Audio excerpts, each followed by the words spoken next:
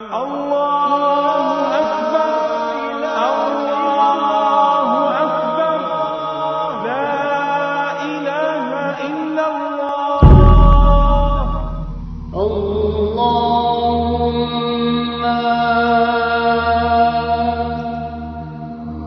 صلی علی محمد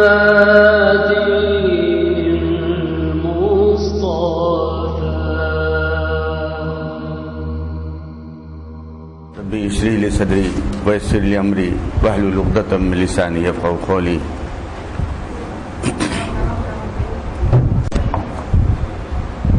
اللهم صل علی سیدنا مولانا محمد وعلی آل سیدنا مولانا محمد بارک وسلم. اللهم صل علی سیدنا مولانا محمد وعلی آل سیدنا مولانا محمد بارک وسلم. میرے بھائیوں،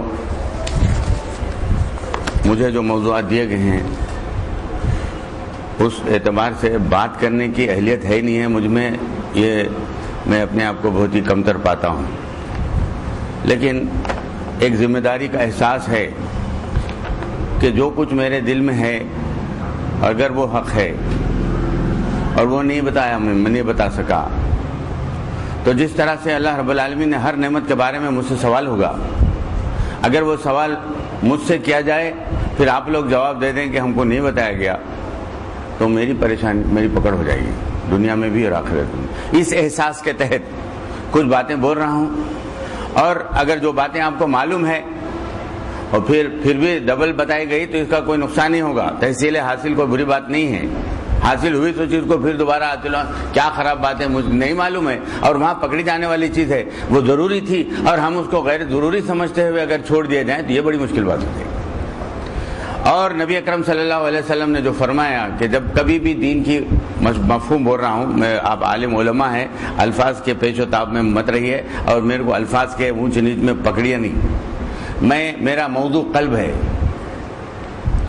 میرا موضوع قلب ہے. نبی اکرم صلی اللہ علیہ وسلم نے بھی فرمایا انسان کے جسم میں ایک جسد ہے، جسد میں ایک لوچڑا ہے، وہ ہے قلب. اس کو بار بار جو ہے اس کا جائزہ لیتے رہے. تو اس اعتبار سے بات ہوتی رہے گی. میں جو بھی بات کروں گا ظاہر اور باطن کا امتزاج اور ارتباط لیے ہوئے بات ہوگی. تو مجھے جو موضوعات دیے گئے ہیں قرآن اور سائنس، اور دوسرے تقوی اور ایمان، اور تیسرے ہندوازم میں انحرافات. تو قرآن اور سائنس کا جو موضوع ہے میں جب غور کر رہا تھا وہ کس لیے ہے؟ ایمان پیدا کرنے کے لیے ہے نہیں ہے؟ یا ایمان کی ترقی کے لیے ہے؟ قرآن کا اعجاز یہی تھا نا موضوع اس کا، ایمان کے لیے. تو اس وجہ سے چونکہ مجھے وہ تقوی اور ایمان کا موضوع بھی دیا گیا، اللہ کے فضل ہے کہ وہ ایک میرے لیے ایک اعزاز بھی ہے، اس میں کچھ اللہ نے رہنمائی بھی فرمائی ہے، تو اس پہ میں یہ سمجھتا ہوں کہ اس پہ پہلے بات کروں. ایمان کے لیے ہے تو ایمان ہے کیا وہ تو معلوم ہونا نا ہمارے کو. آپ یہ کہہ رہے ہوں گے کہ ارے ایمان تو اتنی عظیم بات ہے کہ ہم میں سے اتنے پڑھے لکھے لوگ بڑے بڑے معاہدوں میں معافی چاہتا ہوں تعریف نہیں کر رہا، ہمارے سامنے ایمان کو پھر سے کیا بول رہے معلوم ہے تو اس کو بول کے ہمارا وقت خراب کر رہے رہتی ہے. ایسا نہ سمجھے میرے بھائی، ایمان انتہائی قیمتی چیز ہے، چاہے وہ اضعف من الایمان ہو. اضعف کہتے ہیں، اب یہ بچے ہیں نا اس وجہ سے بول رہا ہوں، آپ وہ نہیں سمجھنا. اب میں بچکانہ انداز میں بولتا ہوں. چھوٹے بچوں کا دل میں اترنے والا انداز ہوتا ہے، دل میں جو آیا بول دیتے، ویسا بڑھ بول کے چل رہا تھا. ضعیف کہتے ہیں کمزور کو نا، اضعف کہتے ہیں بہت سب سے زیادہ کمزور کو، کبیر کہتے ہیں بڑے کو، اکبر کہتے ہیں سب سے زیادہ بڑے کو. اضعف من الایمان جس کو عربی میں جس کو کہا گیا ہے نبی اکرم کے حدیث میں خردل من الایمان بھی کہا گیا. خردل رائی کے دانے کے برابر، رائی کے دانے کو کہتے ہیں جو سب سے چھوٹے سے چھوٹا ہوتا، وہ بھی بڑا قیمتی ہوتا ہے دنیاوی کامیابی کے اعتبار سے اور نتائج کے باہر وجود میں لانے کے اعتبار سے. خردل من الایمان بھی اس کے اندر اتنی تاثیر ضرور ہوتی ہے. میرے بھائی یہ میری آواز بہت بڑھ کے ہے, یہ آپ کو ڈسٹرب ہوتا ہے, ایکو ہوتا ہے کیا, اس لحاظ سے ایڈجسٹ کر لیجئے, کیونکہ میں پہلے سے لاؤڈ اسپیکر ہے میرے اندر. تو کیونکہ جذبات اب بعض لوگ یہ سمجھتے ہیں میں ذرا زور سے بول رہا ہوں تو ڈاکٹر صاحب غصے میں بات کر رہے ہیں. یہ غصہ وصہ نہیں ہے, ایک اندر سے آتی ہے بات تو وہ آواز زور سے ہو جاتی ہے, آپ اس کو ایسا مت سمجھے. بعض لوگ بولے میرے کو ایسا غصے میں آ جاتے ہیں ڈاکٹر صاحب, ذرا ان کو اخلاق اختیار کرو بولو, ذرا نرمی سے بات کرو بولو. یہ بد اخلاقی نہیں ہے, یہ آواز اندر سے جو جذبات آ جاتے ہیں اللہ کے فضل سے, تو وہ ذرا آ جاتا ہوں گا تیز, تو آپ معاف کر دیجیے. تو اس کو ذرا, کیونکہ بہت ہی اہم ٹاپک ہے کہ نہیں, اہم ٹاپک بھائی. تو یہ بھی بڑی قیمتی چیز ہے, اضعف من الایمان. میرا موضوع تو یہ ہے کہ اگر میرے اندر اضعف من الایمان آ جائے, جو کم سے کم تھو تھپڑ کے ساتھ, اب یہ اردو جو ہے موٹی ہے اردو, وہ اللہ معاف کر دے اور جنت میں ڈال دے, تو یہ بڑی کامیابی ہے. جہنم سے بچانے کے لیے اضعف من الایمان بہت کام کی چیز ہوتا ہے.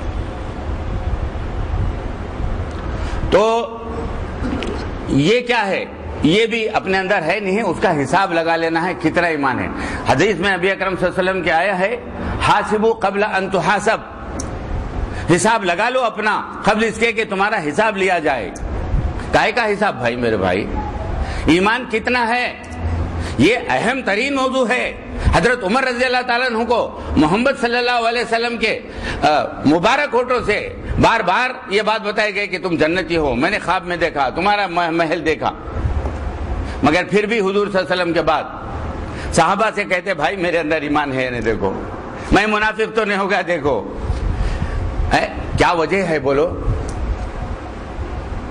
میں زبان قال میں نہیں بول رہا, زبان حال کی بات کہہ رہا. بولنے کی زبان الگ ہے, حالت کی زبان الگ ہے. اب باتیں آئیں گی تو ایمان کا ذرہ دل میں آ جائے تو وہ بے چین رہتا ہے, بین الخوف والرجا رہتا ہے. وہ کبھی غیر متعلق باتوں میں ایسے مشغول نہیں ہوتا ہے کہ گم ہو جاتا ہے اور اکثر اہم چیز بھول جائے. تو ایمان کیا ہے, آج ہم اس کا ٹاپک کچھ سمجھنے کی بھی کوشش کریں گے اور کچھ اللہ رب العالمین سے دعا کر کے چلیں گے کہ وہ جو سمجھ میں آیا ہے اللہ ہمارے دلوں میں اتار دے اور اس کی ہمیشہ کے لیے حفاظت ہو جائے. میرے بھائی میں ایک بات بتاتا ہوں, میں آپ سے پوچھتا ہوں, ایمان عالم معلومات سے ہے یا عالم محسوسات سے ہے؟ بولیں گے دونوں بھی ہے. چلیے میں ذرا ہلکا کر دوں. دیکھو چائے بولے تو چائے کا علم ہوتا یا چائے کو محسوس کرتے؟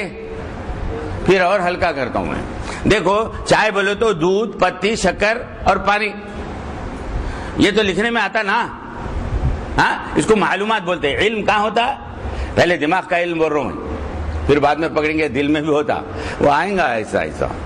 تو چائے, پتی, دودھ اور شکر, اس کے چیزوں کے مجموعے کو چائے بولتے بول کے بولے آپ. ٹھیک ہے, چائے بنا کے بھی رکھ دیا آپ نے, اس کو بھی چائے بولتے بولے, یہ بھی ایک سٹیج ہے. لیکن حقیقت میں چائے وہ ہے جس کو پیتے ہوئے آپ مزہ محسوس کریں, ہے کہ نہیں بولو؟ چائے وہ ہے. تو ایمان کیا ہے؟ ایمان قول میں اظہار کیا جا سکتا ہے, مگر ایمان صرف قول میں اظہار کیا جانے والا نہیں ہوتا, اس کا مزہ دل میں محسوس ہونے کو ایمان کہتے ہیں. میرا وہ ٹاپک ہے. جب تک یہ اگر نہ ہو اور اعمال بغیر اس کے نکل پڑے تو پتہ نہیں وہ اللہ کے دربار میں قبول ہو یا نہ ہو, اور اس دنیا کے اندر قابل کیا کہتے ہیں اس کے نتیجے نکلے نہ نکلے. بات غلط بول رہا ہوں؟ من ابغض للہ ومن احب للہ فقط ذاق الایمان. ذائقہ کو لکھا نہیں جاتا میرے بھائیوں. لکھے جانے والی اور پڑھی جانے والی چیز ایمان کے اعتبارات سے اس میں غلط فہمی بھی ہو سکتی ہے. اس کو یوں اتارنا ہے کہ دل میں اس ظاہر کا ایک حسین امتزاج ہو کر کے وہ محسوس بھی ہونے لگے, وہ ہے ایمان. اور میں اس کو ایک مثال سے بولوں, سیب ہے نا ابھی جھاڑ سے توڑا ہوا, اس کا چھلکا ذرا سا نکالو نرم رہتا نہیں رہتا.